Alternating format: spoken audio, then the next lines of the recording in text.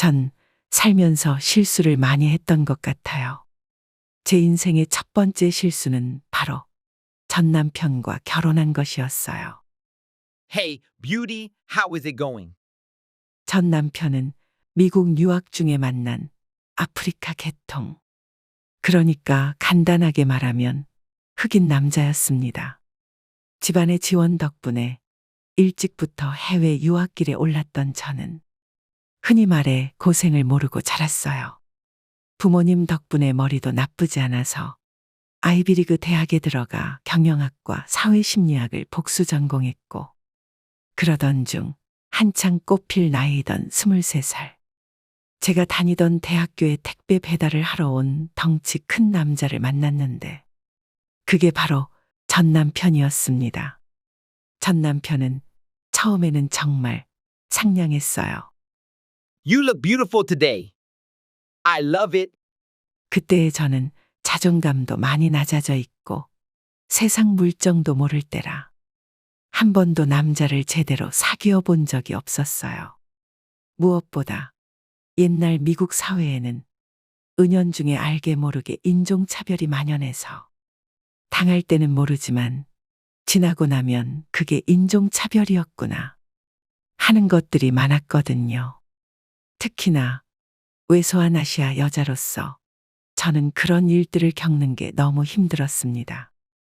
그러던 저에게 덩치가 크고 사교적이었던 흑인 남자친구는 여러모로 의지가 되는 사람이었죠. 그래서 마음이 많이 가게 되었고 정신을 차려보니 어느새 둘이 결혼을 하고 있더라고요. 우리 귀한 딸이 결혼을 하다니. 결혼식장에서 엄마가 정말 펑펑 우셨는데 그때 당시에는 왜 우는지 몰랐어요. 나중에 말씀하시길 귀하디 귀하게 키운 딸이 어디서 굴러먹다 온 줄도 모르겠는 흑인이랑 결혼하는 게 너무나도 서러우셨다고 하더라고요. 그리고 어머니의 예상은 그대로 적중했습니다. 남편은 결혼하자마자 돌변했거든요. 정확히는 제가 임신을 하고 부부관계를 갖기 힘들어지면서 그런 일이 벌어졌어요. You are so 이기적이야. You know? Selfish. 저와 의사소통을 위해 배웠던 한국어로 나중에 저를 비난하는데 써먹더군요. 제가 이기적이라고, 자기 욕구를 풀어주지 않는 제가 자기만 아는 여자라고 말이에요. 하지만 저는 너무 억울했어요. 자세히 말할 수는 없지만 그때 당시 저도 정말 최선을 다했거든요. 그리고 무엇보다 우리 어머니들은 다들 아실 거예요. 임신 중에 한 번 몸이 엇나가면 여러모로 힘들다는 것을요. 팔다리가 너무 아프네. 뭐 하나 혼자 하기도 힘들고. 저 같은 경우에는 남편이 바깥에서 일을 하는 동안 저 혼자 집안일 하느라 무리를 했던 적이 있었는데 그때 이후로 한동안 손과 발이 퉁퉁 붓고 온몸에 염증이 올라와서 정말 힘들었어요. 당연하게도 고열에도 시달려서 정말 정신이 오락가락하고 있었는데 그런 상태였던 저에게 남편은 다가와서 부부관계를 강요했던 거죠. 저는 눈물을 흘리면서 말했어요. 나 정말 너무 힘들어? 당신이 나를 행복하게 해주겠다고 했잖아. 공주처럼 대해주겠다고도 했고. 그 말을 전부 믿은 건 아니지만 적어도 조금이라도 그렇게 해줄 거라고 기대했는데. 이게 공주라고? 아니야. 이건 그냥 힘들고 비참한 삶일 뿐이야. 흥분해서 영어와 한국어를 반반 섞어서 한 말이었지만 어찌 되었든 결과는 같았을 거예요. 저의 말을 들은 남편이 극도로 흥분하면서 쌍욕을 내뱉었고 결과적으로는 제 뺨을 후려쳤거든요. Be quiet. 침대에 누워있는 상태로 그대로 뺨을 맞은 저는 무거운 몸 때문에 꼼짝도 못한 채로 눈물을 흘렸습니다. 남편은 씩씩대며 바깥으로 나가버렸고 그날 밤 어두운 집에 홀로 삼켜야만 했던 참담함과 고통을 저는 아직도 잊지 못해요. 이대로는 못 살아. 이렇게는 더 이상 하루도 살 수 없다고. 남편과의 이혼은 우리 아들 다니엘을 낳은 지 얼마 안 되어서 이루어졌어요. 무엇보다 제가 이혼을 결심하게 된 계기는 바로 남편에게 잠시 다니엘을 맡겼더니 뒷골목 술집 여자들한테 다니엘을 대충 맡기고 자기는 술을 퍼마시고 있어서였어요. 연락이 닿질 않아서 물어물어 찾아갔더니 평소 알고 지내던 바텐더가 어깨를 으쓱이며 그 광경을 보여주더라고요. Oh, finally, the mother's coming. 야시시한 옷을 입은 여자들은 담배를 피며 다니엘 옆에서 풀린 눈으로 앉아 있고 아무것도 모르는 우리 아들은 그 여자들 사이에서 눈만 똘망하게 뜨고 있고 그 꼴을 보는데 피가 거꾸로 솟는 것 같았답니다. 남편은 그 옆에서 싸구려 위스키에 거나하게 취해서 엎어져 자고 있더군요. 저는 그런 남편에게 얼음물을 뿌려버렸어요. Get up! 일어나라고 이 망할 자식아? 네가 그러고도 인간이니? 자기 자식을 창녀들한테 맡겨놓고 잠을 퍼자고 있어. 그 즈음 남편은 이런저런 여자들과 바람을 피웠던 건 물론이고 알코올 중독에 차마 입에 올리기도 부끄러운 일들을 많이 했어요. 해서 저에게 가장 좋은 선택지는 결국 그런 남편과 갈라서는 것뿐이었답니다.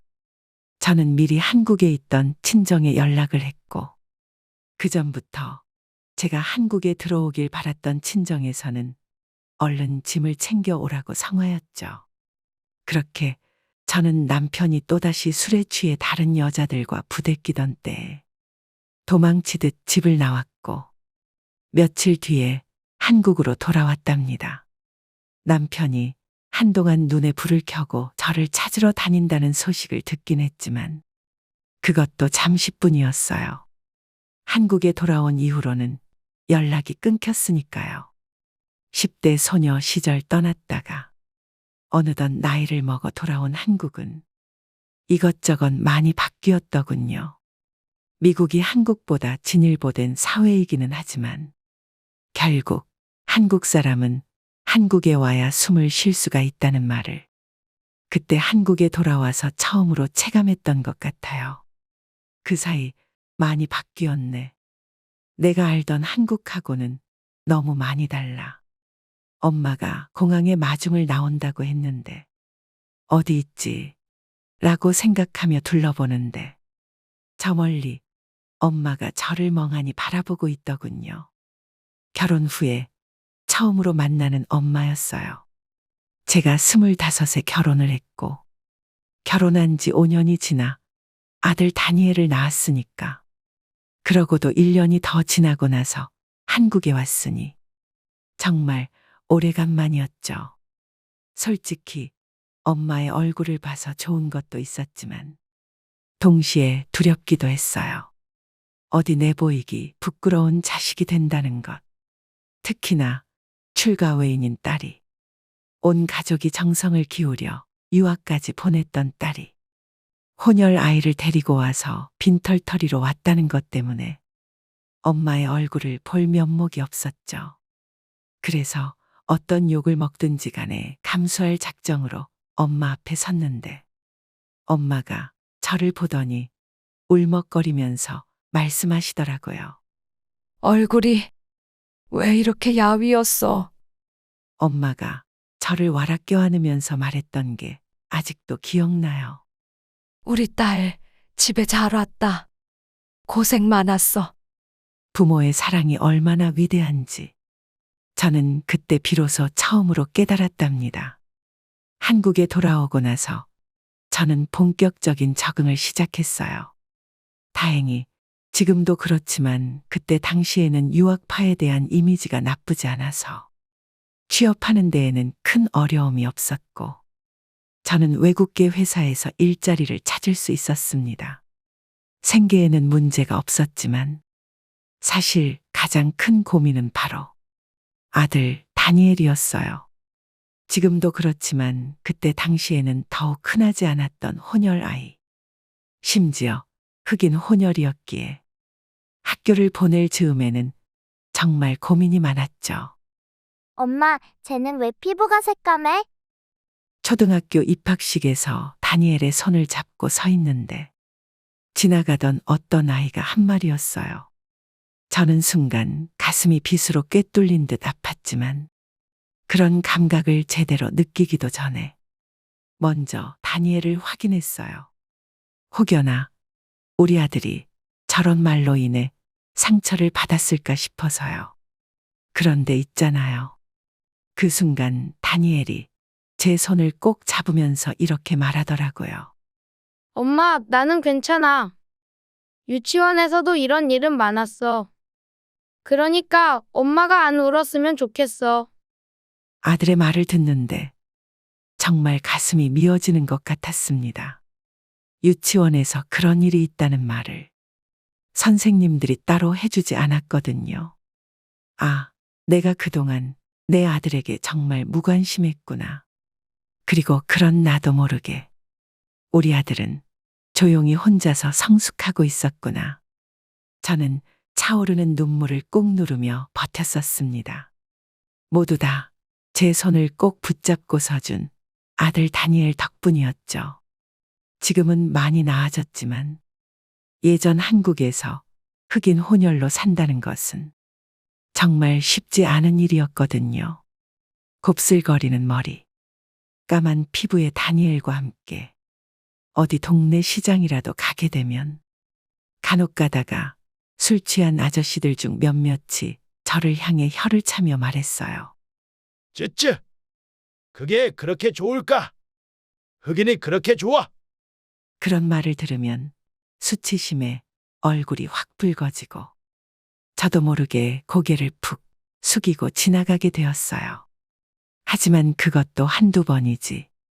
내가 죄를 지은 것도 아니고 사랑의 결실로 자식을 낳은 것뿐인데 도대체 왜 내가 일면식도 없는 술주정뱅이의 헛소리를 그런 모욕을 들어야 하는지 참을 수가 없더라고요.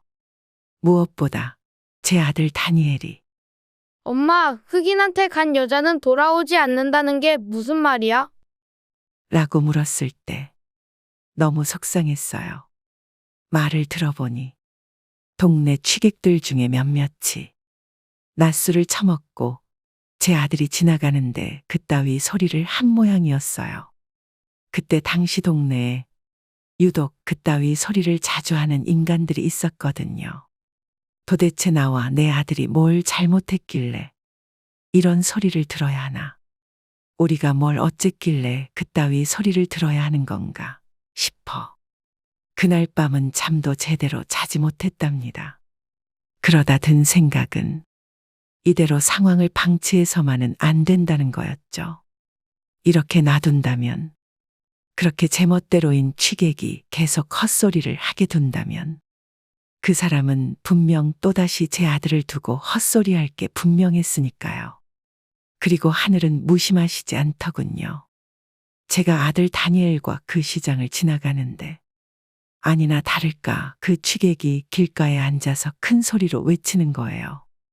흑인에게 간 여자는 돌아오지 않는다. 하하, 그게 그렇게 좋나? 시장에 가득 차 있던 사람들의 시선이 저희 둘에게 쏠렸고 그 말을 들은 저는 이를 악물었어요. 제가 그대로 지나갈 줄 알았던 건지 취객은 저를 빤히 쳐다보며 낄낄대더군요. 뭘 봐? 뭐? 어쩔 건데? 어쩔 거냐고? 이럴 거다. 상대는 저보다 덩치도 힘도 센 남자였지만 저는 두려움을 이겨내고 성큼성큼 다가갔습니다. 제가 한 걸음씩 가까워질수록 아이러니하게도 두려움과 당황은 저에게서 상대방에게로 옮겨가는 게 보였어요. 저는 용기를 얻어 말했죠. 술을 먹었으면 곱게 처먹어야지. 어디 대낮부터 그런 헛소리를 해요? 뭐라고? 이 여자가? 외국 남자하고 굴렀으면서 어디 부끄러운지도 모르고. 내가 부끄러워할 게 대체 뭔데요? 우리 아들 어디 하나 부족한 점 없이 훌륭한 아이예요. 대낮부터 술 취해서 길바닥이나 전전하는 당신보다는 훨씬 더 훌륭하게 자라날 거라고요. 취객이 제 말에 화가 난 듯 자리에서 일어났어요. 금방이라도 저를 한 대 칠 새였죠. 하지만 그때였어요. 곁에 있던 다른 사람들이 저를 두둔하고 나선 것은요. 아기 엄마 말이 맞아요. 시대가 어느 시대인데 사람을 무슨 양공주 취급을 해. 하여간 나이값 못하는 놈들이 문제라니까.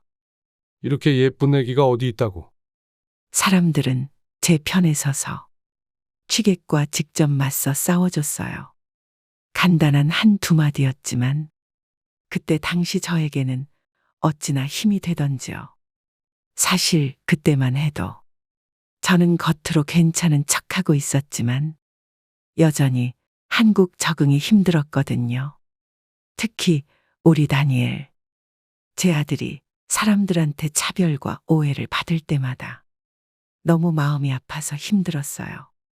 이럴 바에는 그냥 미국으로 돌아가는 게 나을까 싶을 정도로요. 하지만 그날 시장에서 취객에 맞서 저를 도와주었던 사람들 덕분에 저는 희망을 맛보았답니다. 이 사람들이 취객은 비겁하게 무어라 중얼거리더니 곧 도망쳐버렸고 두 번 다시 저와 다니엘을 향해 헛소리를 하지 못했답니다. 지금 돌이켜보면 그때 저를 도와주었던 건 단순히 한두 사람이 아니었던 것 같아요. 우리 다니엘이 혼혈인 것을 알아보고는 먼저 조심스럽게 다가와 주었던 학교 친구들, 그리고 다니엘의 학교 생활 적응을 위해 열정적으로 나서주었던 당시 초임 교사였던 초등학교 1학년 담임 선생님, 그리고 아기 엄마가 혼자 고생한다며 잊을만 하면 반찬을 가져다 주던 동네 사람들까지 성장기 대부분을 미국에서 보냈던 저는 다니엘과 함께 한국에서 자라면서 한국인의 정의란 게 바로 이것이구나. 그것을 그제서야 깨달았답니다.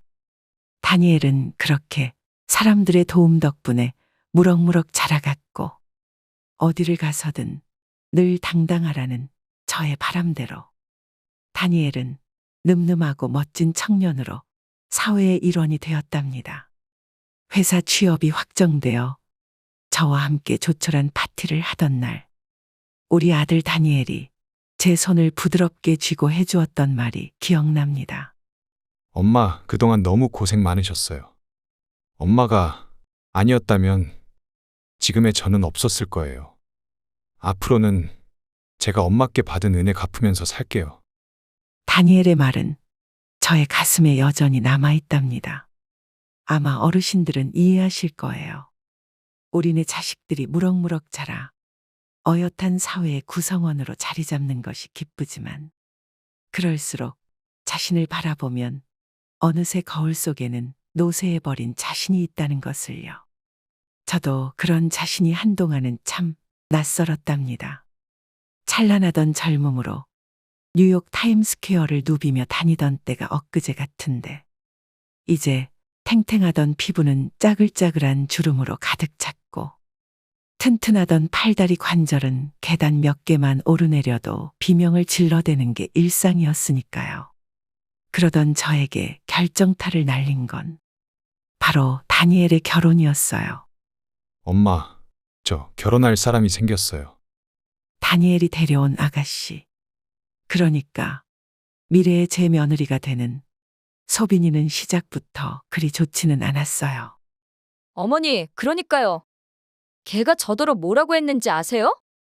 일을 그런 식으로 하면 안 된다는 거예요. 나 참네. 지방대 겨우 나온 주제에 저한테 그런 소리를 하는 게 말이 되냐고요. 소빈이는 알량한 학력 자부심이 있었어요. 자기는 서울에 있는 대학교를 나왔으니 그 외의 지방대나 기타 하위 대학 출신들은 모두 깔보더군요. 저는 그런 소빈이의 생각에 공감도 어려웠고, 솔직히 대화 자체가 즐겁지가 않았지만, 다른 누구도 아닌 내 아들의 예비 신부이자 나의 예비 며느리이니 적당히 맞춰주었답니다. 학력에 자부심이 있는 소빈이 기분을 망칠까 봐서 일부러 제 학력 이야기도 하지 않았죠. 사실 저부터가 결혼에 실패한 인생이라서 아들의 아내를 고르는 일에 저는 관여하기가 조금 어렵더라고요. 저도 모르게 소극적이 되더군요. 그렇게 다니엘과 소빈이는 결혼을 했고 시간이 더욱 흘러갔어요. 그 사이 저의 두 눈은 점차 더욱 침침해져만 갔고 처음에는 안경을 벗어야 명확히 보이던 세상이 나중에는 다초점 렌즈를 써야 했고 그마저도 시간이 더 지나니 아예 희미해지더군요. 당연하게도 하던 일을 더 지속하기도 어려웠고 그러던 차에 부모님이 차례대로 돌아가시면서 참 여러 가지 생각이 들더라고요. 인생이라는 게 참 덧없구나.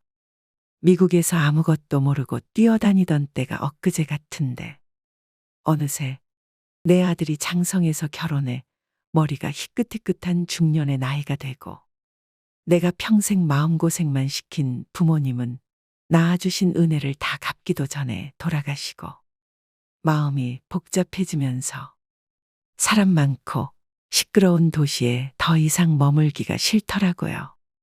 그리고 그러던 차에 결정적인 계기를 안겨준 건 다름 아닌 며느리 소빈이었어요. 소빈이와 저 사이에 다툼이 생겼거든요.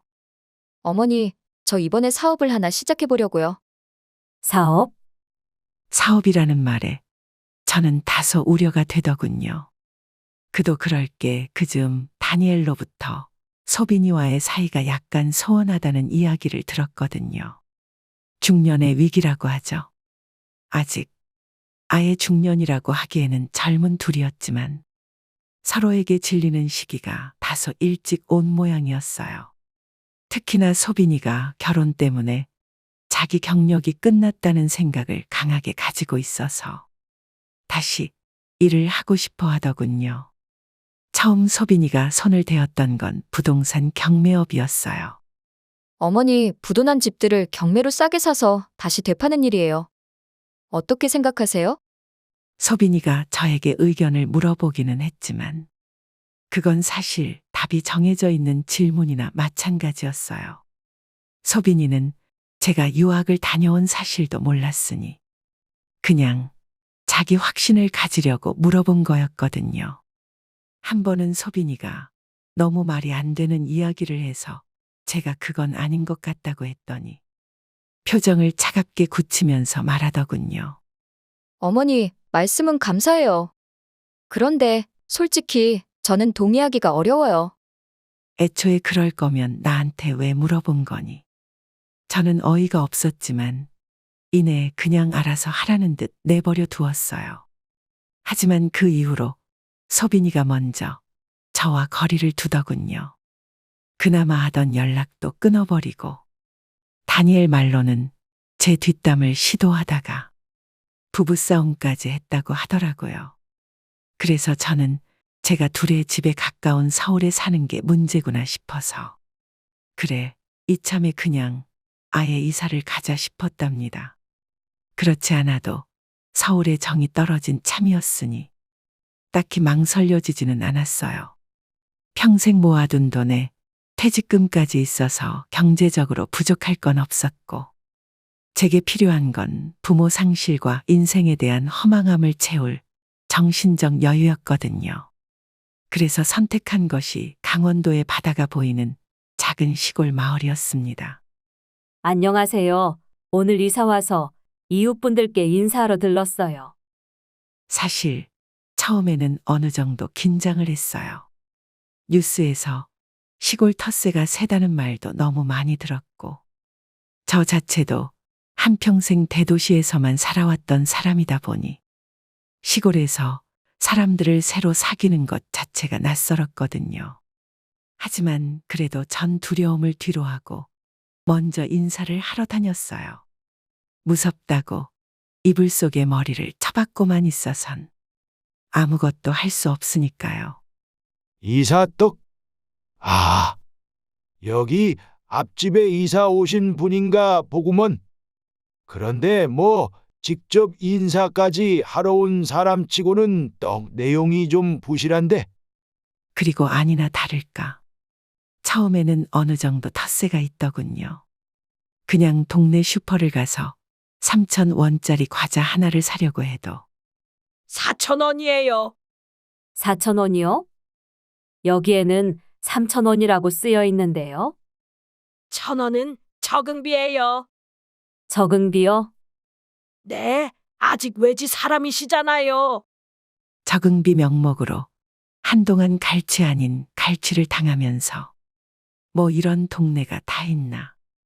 역시 그냥 서울에 있을 걸 괜히 온 건가 하는 별의별 생각이 다 들었지만 그렇다고 굴할 제가 아니었어요. 마을 사람들이 저에게 텃세를 부리는 이유에 대해서 고민하다가 이내 답을 찾았답니다. 결국에는 이 사람들에게 내가 필요한 존재가 되면 그만이지. 사람 심리가 그렇잖아요.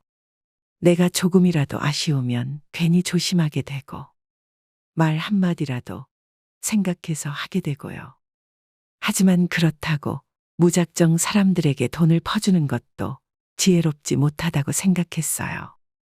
그랬다간 호구 잡히기 십상이었으니까요.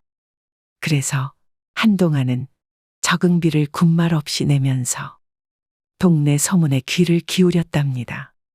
그러다가 들은 게 바로 동네 청년 이장네 손자가 취업 때문에 고민이라는 얘기였어요.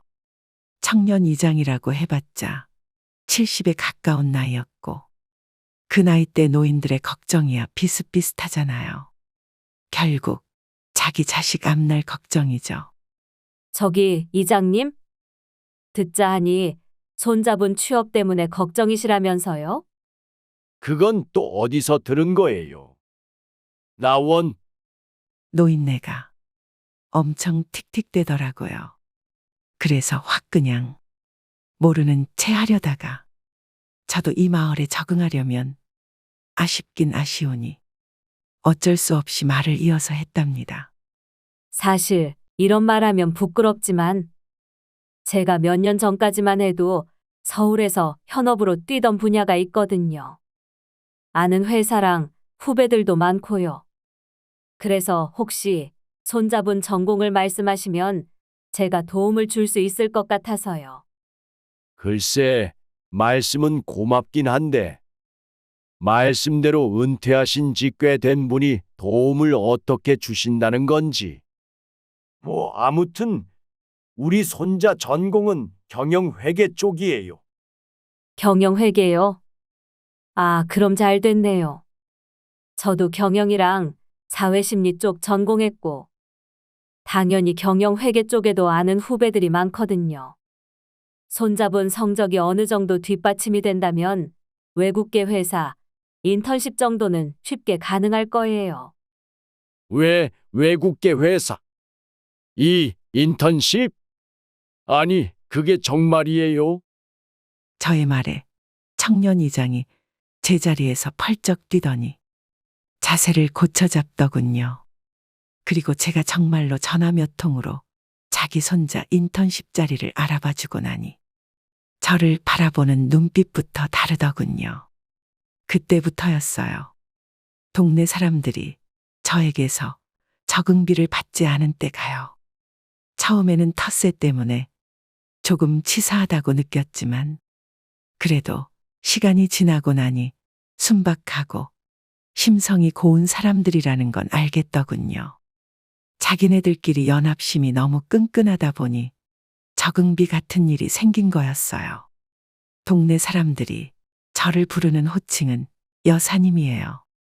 여사님, 이번에 우리 둘째 손녀 과외 말인데 어떻게 아는 사람 좀 없을까요?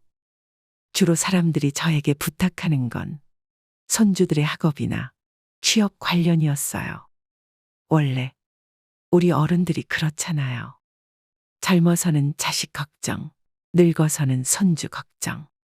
걱정의 연속이고 남에게 강하게 나가다가도 가족이 피해를 입을 것 같으면 아무리 내 자존심이 상해도 꼭 참을 수 있고요. 그게 우리의 강함이자 약함이라는 걸 저는 잘 이해하고 있었답니다. 사실 인맥도 자산이잖아요. 저도 지인들에게 부탁을 하고 나면 그만큼 또 사람들에게 답례를 해야 하고요. 하지만 지금 생각해보면 그때의 모든 과정이 저에게 꼭 필요했던 것 같아요. 덕분에 마을 사람들 모두와 손쉽게 친해질 수 있었거든요. 손 여사, 오늘도 커피 한 잔 해야지. 커피? 좋지. 사람들과 친해지게 되면서 저의 낙 중에 하나는 바로 아침 일찍 일어나 삼삼오오 모여 커피를 한 잔씩 마시는 거였어요. 바다가 시원하게 보이는 전망 좋은 카페에 앉아 온 동네 여사들과 함께 마주 앉아 수다를 떨다 보면 머릿속에 가득한 안개가 차츰 걷히는 것 같았거든요. 그렇게 커피를 마시고 바깥으로 나오면 길을 지나가던 동네 사람들이 마주칠 때마다 인사를 건넸어요. 손 여사님, 좋은 아침입니다. 손 여사, 지난번에는 너무 고마웠어. 어느덧 마을의 일원으로 인정받은 것을 넘어 동네의 핵심으로 인정받은 덕분에 저의 어촌 생활은 순조로웠답니다. 물론 항상 그걸 유지하기 위해 노력은 필요했어요. 때로는 읍내에 있는 우체국에서까지 도움 요청을 해서 가보면 아니, 이게 영어로 된 소포가 왔는데 도대체 무슨 소리인지를 모르겠어서요. 번거롭겠지만 손 여사님이 이 근처 유일한 유학파시라. 간단한 영어 독해나 번역 같은 일들. 그러니까 저에게는 너무 쉽지만 평범한 촌 사람들에게는 힘든 일들이 저에게 주로 맡겨졌어요. 그리고 나름대로 자랑스러운 제 습관 중에 하나가 저에게 맡겨진 일이 있으면 거기서 한 발 더 나아간다는 건데요. 그건 이 마을에 와서도 마찬가지였어요. 마을 분들만 괜찮으시다면 어르신들을 위해서 간단한 디지털이나 영어 교육 프로그램을 운영하고 싶어요. 어떠세요? 아, 손 여사께서 나서만 준다면 우리야 좋지. 사람들의 호응과 지원 덕분에 그렇게 행복하고 무탈한 삶을 이어나갈 무렵 아들 내외로부터 연락이 온 건 그 즈음이었어요. 어머니, 잘 지내시죠? 응, 다니엘, 무슨 일이니? 근 몇 달 만에 온 연락이었어요. 항상 문자와 선물을 저에게 보내고는 하는 아들이었지만 직접 전화는 오래간만이었죠. 그런데 아들의 목소리가 부쩍 지치게 느껴지더군요. 무슨 일이 있나 싶어 물어보았더니 아니나 다를까 며느리 소빈이와의 문제더라고요. 그게 이번에도 소빈이가 일이 잘 안 됐나 봐요. 그래서 새로운 일을 해보려고 하는데 아무래도 어머니 도움이 필요할 것 같아요. 내 도움이? 글쎄, 소빈이 성격상 내가 도와주려고 해도 받으려고 할지 모르겠는데. 소빈이의 성격을 잘 아는 우리 둘이었어요. 다니엘도 무슨 말인지 모르지 않는다는 듯 고개를 끄덕이더군요. 네, 알아요. 그런데 이번에는 도움을 받을 수밖에 없을 거예요. 하려고 하는 일이 어머니가 지금 사시는 곳이랑 연관되어 있으니까요. 내가 사는 곳이랑? 그게 무슨 말이니? 그게 이번에 농수산물 유통을 하고 싶어 하더라고요.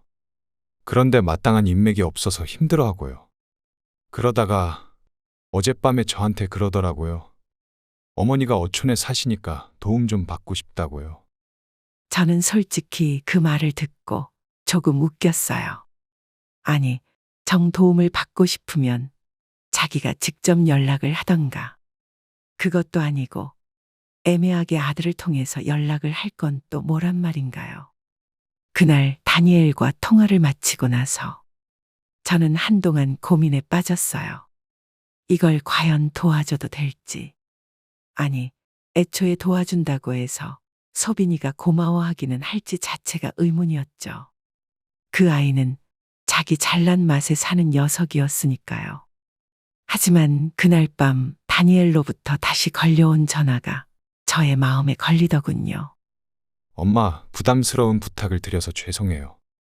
낮에 부탁드린 건 그냥 제가 소빈이한테 잘 말해서 없던 일로 하게 했어요. 뭐? 아니, 왜 그랬어? 그게 어머니께 너무 부담을 드리는 것 같아서요. 쉬려고 가신 시골이잖아요. 그런데 갑자기 일을 도와달라니 너무 저희 생각만 한 거죠. 사실 요즘 소빈이랑 사이가 다시 나빠졌어요. 소빈이가 저 때문에 자기 커리어가 끝났다고 어떻게든 일을 하나 성공하고 싶나 봐요. 그래서 어머니 도움을 받으면 조금이나마 나아질 것 같아서. 그래서 욕심을 부린 것 같아요. 죄송해요, 엄마. 아니, 아들. 잠깐만. 결국 저는 아들의 상황 설명을 듣고 마음이 흔들리고 말았답니다. 소빈이의 일을 돕겠다고 승낙한 것이죠. 다니엘이 몇 차례 만류하기는 했지만 아들의 결혼 생활이 위태롭다는데 그냥 가만히 두고 보기만 할 부모가 어디 있겠어요. 무엇보다 저 스스로 결혼 생활 실패에 대한 아쉬움이 있어서 더 돕고 싶었던 것 같아요. 우리 아들만큼은 저처럼 이혼의 아픔을 겪지 않기를 바래서요. 우리 아들을 위해서 내가 못할 일이 뭐가 있겠어? 하지만 저희 그런 굳은 결심은 며느리가 동네에 오자마자 와장창 무너져 내렸답니다. 어머니, 오랜만에 뵈요. 아, 그래. 소빈이의 첫 등장은 온 동네에 이목을 끌었어요. 물론 안 좋은 쪽으로요. 요란한 분홍색 외제차에 새까만 명품 선글라스를 끼고 온 그 아이는 차에서 내려 나름 반가운 티를 내더군요. 물론 사교 능력 자체가 좋지 않은 소빈이의 성향상 그 자체가 어색했지만요. 동네 사람들은 처음에는 소빈이에 대해 호의적으로 다가왔어요. 원래 외지 사람이라면 경계하고 봤지만 다른 누구도 아닌 제 며느리라고 하니 마음을 열고 받아주려 했던 거죠. 하지만 그런 우리 마을 사람들의 순박한 진심은 소빈이의 정이 뚝뚝 떨어지는 행동거지에 순식간에 박살 나버렸답니다. 성게 가격이 제가 알아보고 온 거랑 너무 다르네요? 저 서울 사람이라고 모르는 거 아니에요. 다 알아보고 왔다고요. 아니, 미역색이 왜 이래요? 여기 미역 좋다고 들었는데 생각보다 별로네요. 설마 이런 걸 제가 받으실 생각으로 내놓으신 건 아니죠? 소빈이의 한마디, 한마디에 마을 사람들 얼굴 표정이 실시간으로 썩어 문드러져 가는 걸 옆에서 지켜보는데 얼마나 힘들었는지 몰라요. 말을 그따위로 했으니 처음에는 제 며느리 프리미엄으로 호의적으로 다가오던 마을 사람들의 마음이 닫혀버리는 건 순식간이었죠. 아이고, 그렇게 성게 가격을 잘 알면 뭐하러 이 먼 곳까지 오셨수? 그냥 잘 아는 도매업자한테 사시지. 우리 미역색이 뭐가 어째? 나온 손여사 며느리라고 해서 일품으로 가져왔더니 무슨 재수 없는 소리를? 손여사한테는 미안하지만 이 여자한테는 안 팔아요. 썩 나가! 우리 마을 사람들은 어차피 도매업자들하고 다 연결이 되어 있는 상태라 애초에 새로운 거래를 틀 이유가 없는 사람들이었어요. 그럼에도 불구하고 그냥 제 며느리라니까 자기들 시간과 어느 정도 손해를 감수하고 나서준 거였죠. 그런데 그런 사람들의 정성에 보답하지는 못할 망정 흔히 말하는 서울 깍쟁이 짓을 하고 자빠져 있었으니 저는 한숨이 절로 나왔답니다. 아, 아니. 저는 그런 뜻으로 한 말이 아니었어요. 잠시만요. 소빈이가 뒤늦게 자기 실수를 깨닫고 어떻게든 무마해보려 했지만 이미 벌어진 일을 수습하기에는 늦은 상태였습니다. 저는 눈을 잠시 질끈 감았다가 소빈이에게 말했어요. 아니, 소빈아. 너 지금까지 일을 항상 이런 식으로 해왔던 거니? 네? 아니, 제가 뭘 잘못한 건데요. 전 그냥 초반부터 너무 만만하게 보이면 안 될 것 같아서 살짝 간만 봤던 거라고요. 그러니까 그간을 왜 그런 식으로 보냐고. 이거사. 저는 고개를 가로저으며 말했어요. 어떤 일을 하건 모든 일의 기본은 상호 존중과 기대감 그리고 이득을 줄 수 있을 거라는 확신이야. 그런데 방금 소빈이 네가 한 행동은 그 시작인 상호 존중부터 어긋났는데 일이 제대로 될 수가 있겠니? 원래라면 자존심도 높은 소빈이를 생각해 그런 말도 하지 않았겠지만 제 마을 생활까지 걸린 일이었으니 어쩔 수 없이 한 말이었죠.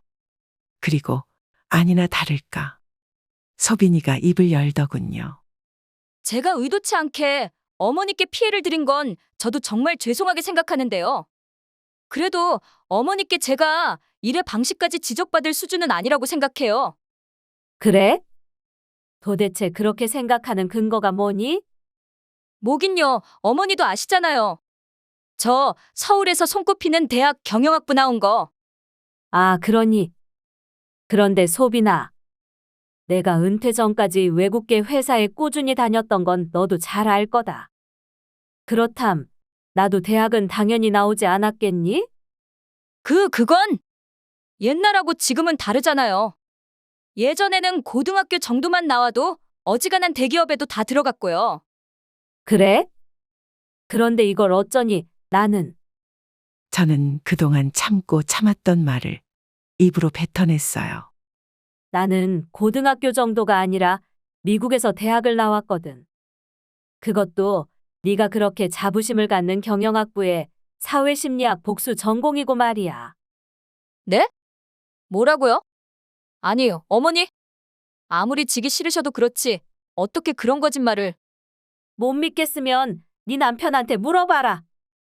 사실 내가 그동안 너 자격지심 폭발할까 봐 일부러 다니엘한테도 내 학력 말하지 말라고 신신당부를 했었다.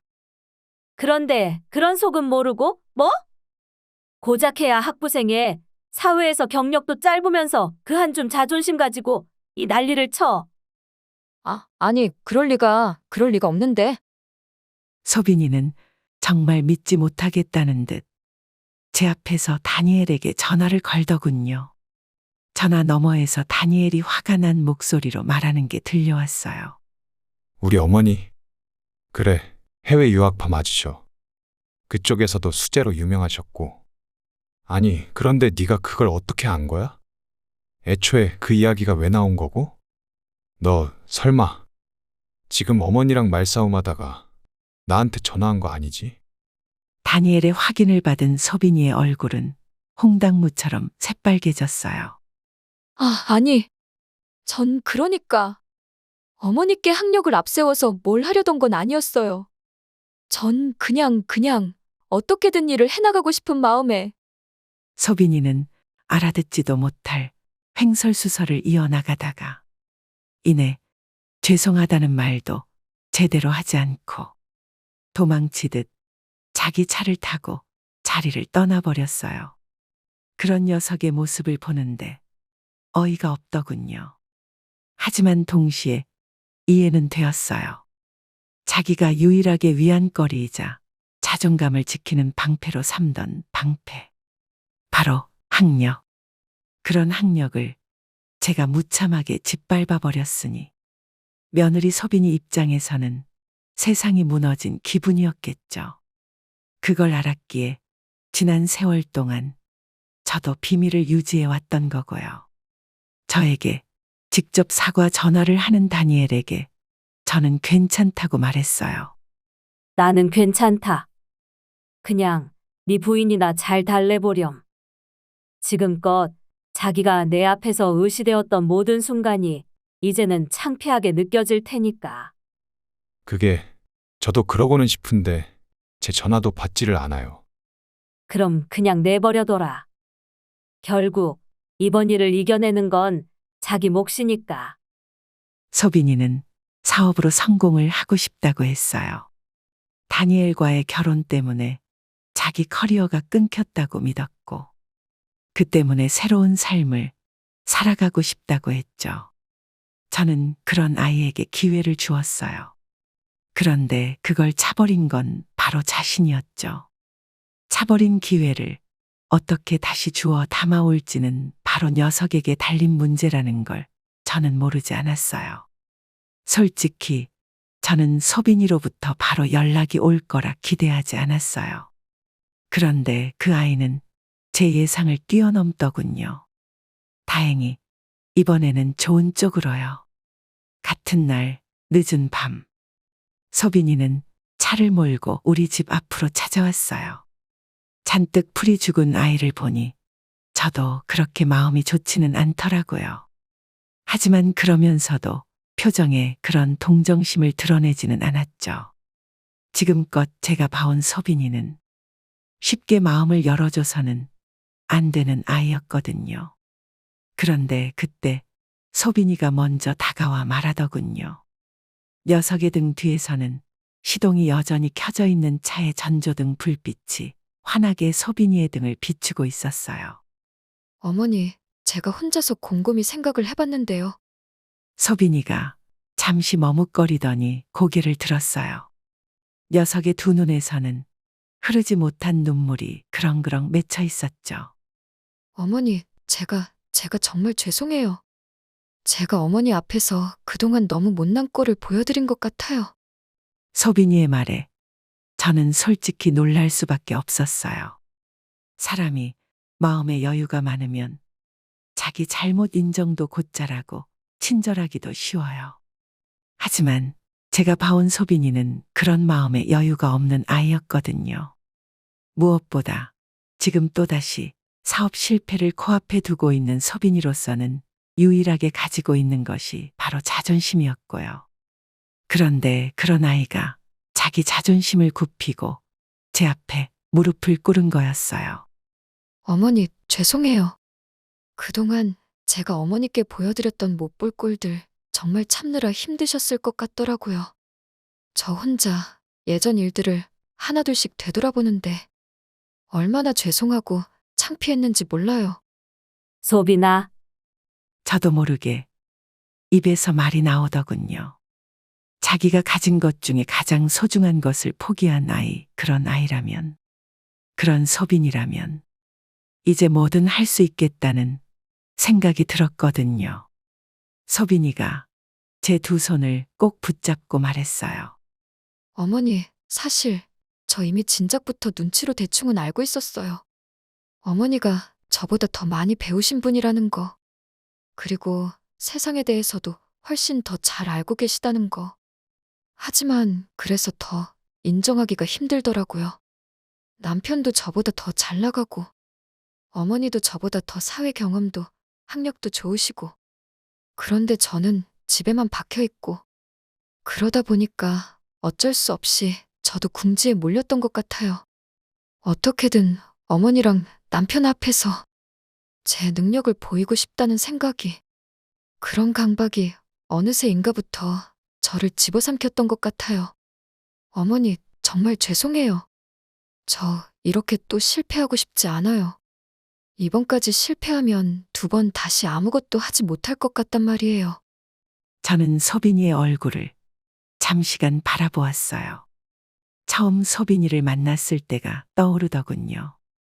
그때는 비록 내 마음에 온전히 들지 않아서 그렇지, 젊고 팔팔한 아가씨였는데 어느새 중년에 가까운 나이가 되어서 주름살이 패이고 나와 같이 늙어가는 사이가 된 아이. 그리고 여전히 자신이 정착할 곳을 찾아, 자기 정체성을 찾아 인생의 여정을 떠나고 있는 아이. 소빈이는 제가 갖지 못한 안정적인 가정을 가지고 있었지만 아이러니하게도 그 안정이 이 아이 개인에게는 불안을 증폭시켰던 거예요. 이제 인생의 안정기를 넘어 마무리를 준비하고 있는 제 입장에서는 그런 소빈이가 딱하게 느껴지더군요. 소빈아, 너 말이야. 저는 잠시 눈을 감고 생각을 정리했습니다. 이제 제가 하려는 일은 많은 인내와 노력이 필요했으니까요. 소빈이가 저의 얼굴에 시선을 고정했고, 저는 그런 소빈이에게 말을 이어서 했습니다. 이제부터 내가 하는 말을 정말 잘 따라줄 수 있겠니? 저의 말에 소빈이가 기다렸다는 듯 고개를 끄덕이더군요. 네, 어머니. 그 말씀만 해주시길 기다리고 있었는걸요. 제 말을 들은 소빈이는 입술을 꽉 깨문 채 결연한 표정을 지으며 고개를 끄덕였습니다. 처음으로 소빈이가 자기 자존심을 내려놓고 온전히 도움을 청하는 모습을 보니 제 마음 한편에선 안도감이 들었습니다. 동시에 제가 이 아이를 정말 제대로 도와줘야겠다는 책임감도 들었습니다. 당장 머물 곳이 없다는 소빈이의 말에 저는 집안에 작은 방 하나를 내주었어요. 손님 방에 짐을 풀던 소빈이가 제게 물었죠. 어머니, 혹시 제가 내일 뭐부터 준비하면 될까요? 물건 매입 관련해서 샘플부터 확보해야 할지, 아니면 마을 분들과 재협상을 다시 시도해야 할지? 헷갈리네요. 그 어떤 협상도 상대방에 대한 존중 없이는 불가능해. 그리고 기본적인 예의도 지키지 않은 채 이런 식으로 행동하면 여기서는 2번 다시 기회를 잡기가 힘들고. 소빈이가 멋쩍은 듯 고개를 숙였습니다. 네, 알아요. 이미 제가 크게 실수했죠. 저도 잘못을 깨달았어요. 그래도 어떻게 그분들 마음을 돌릴 방법은 없을까요? 먼저 네가 진심으로 사과해야지. 그리고 그 사과가 통하려면 정말 이 마을을 존중하고 이분들로부터 배우고 싶어 한다는 마음을 보여야 해. 사실 소빈이가 지금껏 스스로 깨닫지 못했지만 이 친구도 어딘가 치열하게 살아왔을 거예요. 경력 단절이라는 벽 앞에서 내가 할 수 있는 건 뭘까 고민하다가 옳은 방법은 몰랐으면서도 일단 부딪혀본 거겠죠. 저는 그 진심이 마을 사람들에게도 전달되길 바랐습니다. 내가 도와줄 테니 너무 걱정하지 마. 일단은 푹 자고 내일 아침 일찍 일어나자. 다음 날 새벽, 아직 하늘이 채 밝아오지도 않은 시각에 저는 소빈이를 깨웠습니다. 어머니, 이렇게 일찍이요? 개슴츠레한 눈으로 비몽사몽 일어나던 소빈이는 제가 내민 후줄근한 옷을 보고 잠시 갸우뚱했습니다. 빨리 갈아입고 나와. 마을 분들 중 몇 분은 새벽같이 배 타러 또 새벽 시장에 물건 떼러 다녀오시거든. 그분들 만나려면 이 시간이 딱이야. 그러자 소빈이가 살짝 흥분한 목소리로 물었습니다. 설마 새벽 바다로 같이 나가자는 말씀이세요? 그래. 아침 바다에 나가서 성게며 미역이며 우리 마을 사람들이 직접 작업하는 과정을 네 눈으로 직접 봐야 해. 그게 협상의 시작이야. 얼떨결에 그러겠다고 하면서 소빈이는 부랴부랴 옷을 갈아입었습니다. 저는 가방에 보온병과 간단한 간식을 챙기고 두툼한 방풍 재킷을 건네주었죠. 가자. 밖은 아직 많이 추우니까 이거 꼭 껴입고. 어스름한 바다 위에 도착하니 이미 동네 어부 몇 분은 배를 띄울 준비를 하고 있었습니다. 저와 함께 내린 소빈이를 보자 처음엔 시큰둥한 표정들을 지으시더군요. 어제 가격이 어떻니? 미역 색이 어떻니? 하면서 사람들의 자존심을 건드린 장본인이니까요. 자, 소빈아. 네가 먼저 인사드려야지. 말없이 서 있던 소빈이가 조심스럽게 앞으로 걸어갔습니다. 안녕하세요, 어르신들. 저 사실 어제 큰 실수를 저질렀어요. 죄송합니다. 제대로 보지도 못한 채 무례하게 말씀드린 거 너무 후회하고 있어요. 어부 3분과 해녀 2분이 소빈이에게서 눈을 떼지 않고 바라보았습니다. 어느 쪽도 쉽게 입을 열진 않았죠. 그 어색한 정적이 흐르는 동안 소빈이는 고개를 푹 숙인 채 기다리고 있었습니다. 그러던 찰나 어부 한 분이 입을 떼셨습니다.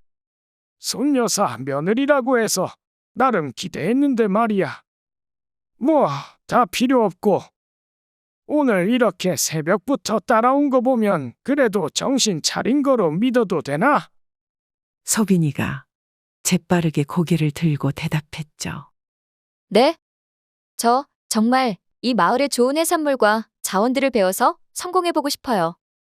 어르신들께서 기회를 주신다면 제가 제대로 보여드릴게요. 그리고 제가 드릴 수 있는 도움이 있다면 뭐든 드리고 싶고요. 그럼 오늘 배에 올라타겠니? 직접 한번 성게나 미역 채취하는 것도 보고 물놀이 좀 해보고 말이야. 네? 저도 같이요? 왜 겉만 보고 협상하긴 싫다며? 우린 원래 이렇게 하루하루를 벌어먹고 살아. 그런 우리 해산물 값이 비싸다 어쩌다 말하는 사람이 실제 어획 과정을 보면 좀 생각이 바뀔지도 모르고 말이야. 분명 약간은 빈정대는 듯한 말투였지만 동시에 그래도 한 번 기회를 줄 용의가 있다는 사인이기도 했습니다. 저는 그걸 눈치채고 소빈이를 향해 가만히 고개를 끄덕였어요. 그렇게 해녀분들은 잠수 장비를 갖추고 어부분들은 배를 몰아 바다로 나갔습니다. 소빈이는 생전 처음 보는 광경에 잔뜩 얼어있더군요. 파도가 넘실거릴 때마다 몸이 휘청거렸고 한 번은 갑판에서 미끄러질 뻔하기도 했죠. 아이쿠, 조심해. 바다 일이라는 게 생각보다 만만치 않단다.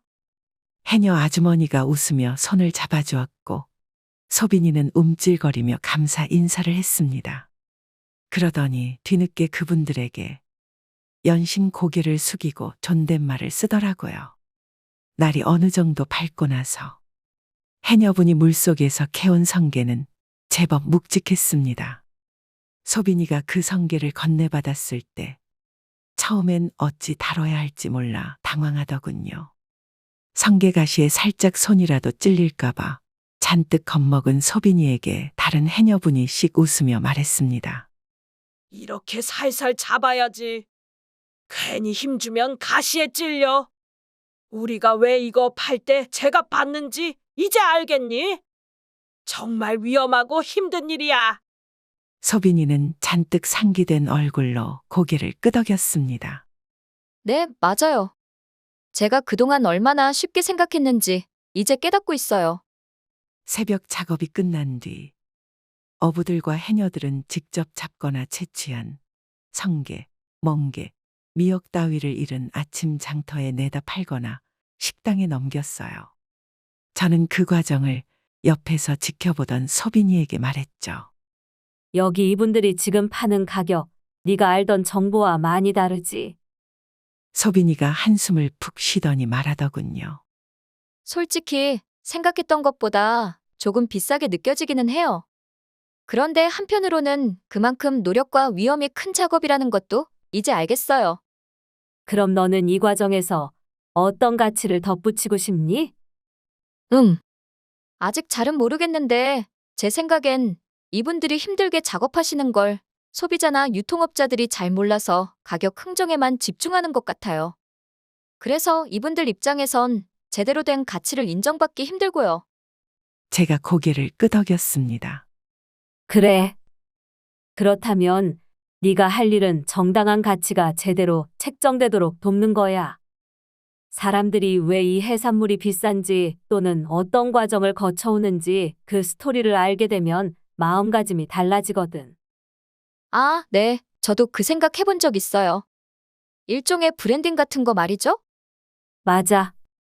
다만 그 브랜딩이란 것도 단순히 우리 물건 좋아요, 사주세요가 아니라 생산자와 소비자가 서로 함께 즐길 수 있는 문화를 만들어야 해. 소빈이가 눈을 반짝이며 물었습니다. 문화요? 응. 이를테면 체험형 관광 같은 걸 붙일 수도 있고 온라인으로 농어촌 라이프 스타일을 홍보할 수도 있지. 핵심은 신뢰야. 서울 소비자들과 우리 마을 사람들 사이에 진심 어린 신뢰가 생겨야만 거래가 오래가고 마을도 발전할 수 있거든. 그제야 소빈이가 진지하게 수첩까지 꺼내들고 제 말을 받아 적기 시작하더군요. 그렇게 새벽 작업을 함께 하고 난 후 우리는 마을 회관으로 이동했습니다. 앞서 얘기가 된 대로 그날 오후에 마을 어르신들이 모이기로 되어 있었거든요. 생업을 마친 분들이 삼삼오오 모여들었고 모두들 눈빛이 매서웠습니다. 손여사 며느리가 우리랑 다시 이야기해보고 싶다고 했다며? 미역 색이 어쩌니 성게 가격이 어쩌니하고 큰 소리 치던 양반이 오늘은 무슨 망언을 해서 사람 기분 잡치게 하려고. 소빈이는 괜스레 눈치를 보며 본능적으로 제 뒤에 숨으려고 했지만 저는 그대로 앞으로 밀어냈습니다. 네가 하고 싶은 말 직접 해. 부딪혀서 이겨내야 해. 그건 저의 인생에서 가장 큰 교훈이었어요.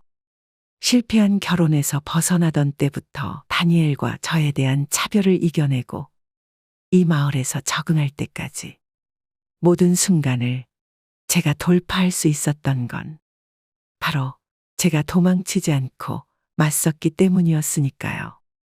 소빈이가 주춤거리며 마을 어르신들 앞으로 나섰습니다.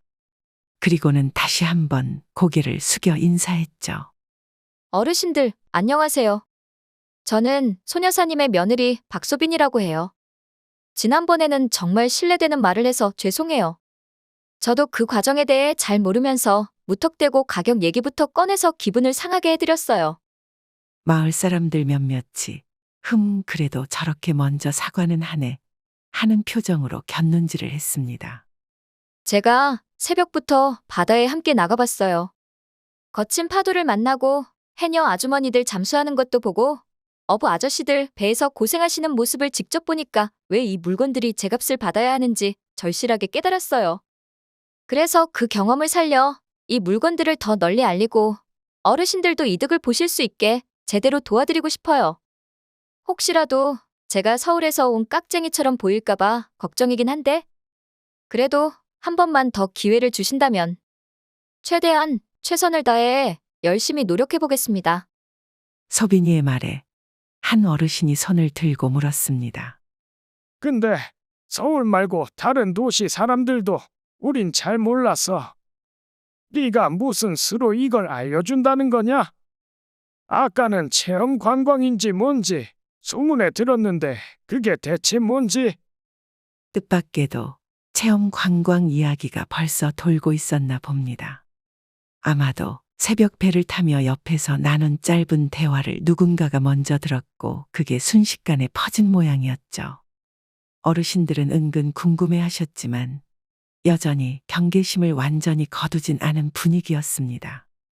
소빈이가 시선을 제게 한 번 주고 다시 어르신들을 향해 자세를 고쳐 앉았습니다. 어르신들, 사실 요즘 사람들은 인터넷과 스마트폰으로 모든 걸 검색해서 쉽게 살 수 있어요. 그런데 그 편리함 뒤에서 놓치는 게 많거든요. 생산자와 직접 소통하지 못하니까 어떤 과정을 거쳐 이 물건이 나왔는지 잘 몰라요. 그래서 저는 우리 마을에 직접 방문하게 만들고 싶어요. 바다로 함께 나가 성게나 미역을 채취하는 과정을 보게 하거나 수확한 재료로 만들어 먹는 음식 체험을 한다면 이 물건이 왜 소중하고 값진지 스스로 느끼게 될 거예요. 그러면 어르신들도 정당한 대가를 받으실 수 있고요. 사람들 사이에서 웅성웅성 소리가 났습니다. 그러자 다른 해녀 아주머니가 솔깃한 듯 물었죠. 그럼 그 사람들은 우리 마을에 숙박하고 가고 밥도 먹고 체험도 하고 그런 걸 패키지로 해서 돈을 받는단 말인가? 네, 맞아요. 저는 그 패키지를 만들어 도시 사람들, 특히 바다랑 떨어져서 사는 분들을 이곳으로 초청하고 싶어요. 게다가 서울에서 안 팔리는 해산물이나 해초류는 인터넷 판매까지 연계해서 더 많은 소비자에게 접근할 수도 있고요. 물론 그 전에 가장 중요한 건 어르신들과 제가 신뢰를 쌓는 거겠죠. 저는 옆에서 고개를 끄덕이며 사람들이 동요하는 모습을 지켜봤습니다. 아직 명확히 결정된 건 없지만 적어도 이 아이가 정말 뭔가 해보려는구나라는 기운이 마을에 전해진 것 같았어요. 그로부터 며칠 뒤 소빈이는 마을 분들과 다시 한번 만났습니다. 이번에는 아예 체험 관광 플러스 온라인 유통에 대한 PPT 자료를 직접 만들어 와서 노트북으로 시연까지 했죠. 물론 시골 어르신들 중엔 뭐시여 PPT? 저건 또 뭔 소리야? 하는 분들도 있었지만 각 장마다 쉽고 재미있게 설명하는 소빈이의 모습에 조금씩 신뢰가 쌓이는 듯 했습니다. 왜 이 마을이어야만 하는지, 어떻게 도시 소비자들을 이곳으로 초대할 것인지, 마을 분들에게 어떤 이익이 돌아갈 것인지, 그리고 마지막으로 소빈이는 과정 중에 자신이 가져갈 수익은 얼마 정도로 책정하고 싶다라는 부분까지 투명하게 공개했습니다. 그걸 본 마을 사람들은 약간 놀란 표정으로 서로 시선을 주고받았죠. 아니, 너도 돈은 벌어야지. 그런데 이렇게까지 대놓고 다 말하다니. 서울에서 온 놈들은 늘 뭔가 숨기고 장난칠 줄 알았는데. 그런 반응에 소빈이가 멋쩍은 미소를 짓더군요. 사실 제가 예전엔 그런 의심을 부추기는 행동을 했던 것 같아요. 그래서 이번만큼은 절대 숨기는 것 없이 투명하게 하려고요. 그러니까 부디 제 진심을 믿어주시길 다시 한번 부탁드릴게요. 잠시 정적이 흐른 뒤 전날 새벽에 소빈이를 바다로 태워갔던 어부분이 빙그레 웃더군요. 네가 이 마을에 진짜로 뼈를 묻을 것도 아니면서 이렇게 애써가며 투명하게 공개하는 건 결국 우리를 존중한다는 의미겠지. 오케이, 좋다. 일단 우리도 한번 해보자고. 그 말이 떨어지자 마을 분들 사이에 환한 기운이 번졌습니다. 누군가는 오호라, 손 여사님이 저의 교육을 잘 시켰나 봐 하면서 저를 힐끔 보았고, 또 누군가는 고생했는데 된장찌개라도 끓여줄까 하며 기쁜 마음을 드러내셨죠. 그렇게 작은 동네 회의실은 희망과 열정의 기운으로 가득 찼습니다. 회의가 끝나고 소빈이가 제 손을 잡더군요. 어머니, 저 어머니 덕분에 이렇게 사람들의 마음을 조금씩이라도 움직일 수 있게 되었어요. 정말 감사해요. 저는 고개를 저으며 말했죠. 내가 해준 건 거의 없어. 네가 직접 바다에 나가보고 진심으로 사과한 게 모든 시작이었잖니.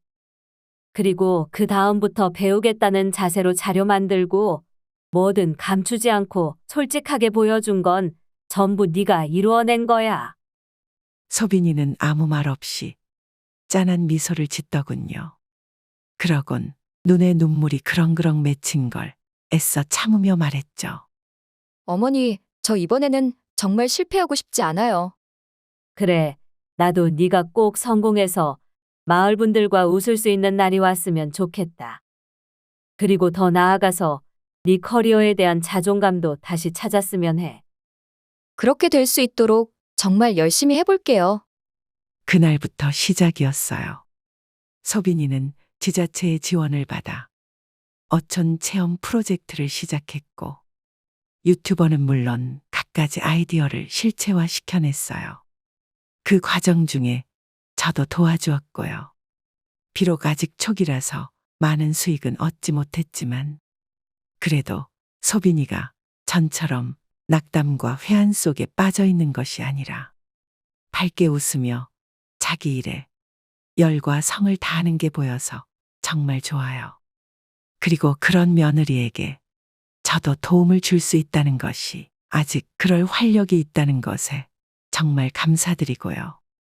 우리의 젊음은 죽음의 그날이 닥쳐오는 게 아니라면 절대 끝이 아니라는 믿음으로 오늘 하루도 힘을 내어 살아가고 있습니다.